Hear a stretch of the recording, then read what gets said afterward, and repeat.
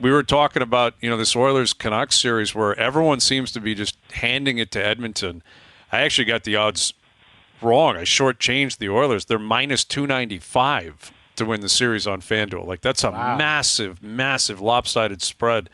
So everyone thinks Edmonton rolls here. Are you thinking the same, Struddy? How do you see this playing out?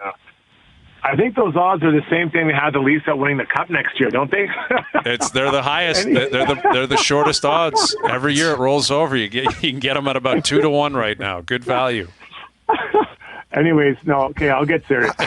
Yeah, you know what? I'm a little concerned about that. I think that people are undervaluing the Canucks, and I know that with Demko out, maybe there's a little bit of concern there, but there are some elements of this team I really like, and number one would be the size of their D-men. So I know that Hughes and Hronek aren't exactly giants, but the other four are, Cole's not a giant, but he's been through this before. The other three are big guys, and they're physical. They play a heavy brand of hockey. So getting to the front of the net's going to be hard. And the Kings, not that they didn't do it, but they their D isn't quite built in that way. So it's going to be tough to get there. So, like you guys, I heard you talking about Evander Kane's going to get there or try to get there. Same with Leon, Connor. But I'm looking at the Ryan McLeods of the world, the Dylan Holloways. It sounds like Connor Brown's going to be in. Janmark are those guys. Hyman's going in front of the net. Can those, the complementary pieces, are they going to work and get whacked on the way to the front of the net? Because it's going to be uncomfortable. Then the flip side of that is on those smaller D, you've got to make it hard for them. And it's easy to say you got to plow into them, run them every time, which, yeah, you'd love to do that. But they are slippery. So and if you can't finish the checks, you have to make it hard for them to get up the ice. Guys used to do it to me all the time. You make a pass and you kind of hold on to you, get in the way so you can't jump up in the play, and it slows you down. So I think that's something that they're going to want to look at for that D. Then up front, Pettersson, obviously, I think they're trying to figure out where his game's at.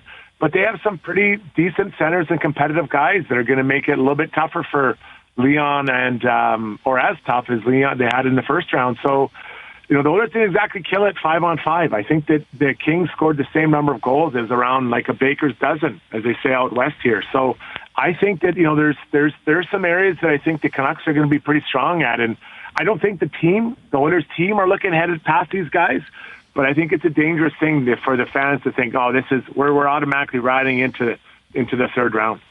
Struddy, if you had to circle a couple players, and I talked about Evander Kane coming in, but a couple X factors that you would see in the series, on both sides. Is there, is it Pettersson? Is it as simple as Pettersson getting going?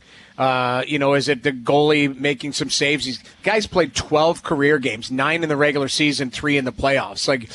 We don't really know what he is. But for Edmonton, who would you think it would be an X factor as far as a difference maker, especially maybe on the back end?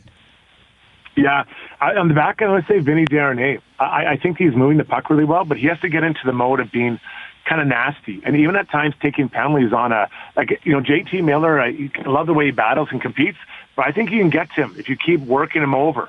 And so I'm looking at Vinny Darnay definitely as one of the guys I think can make a difference.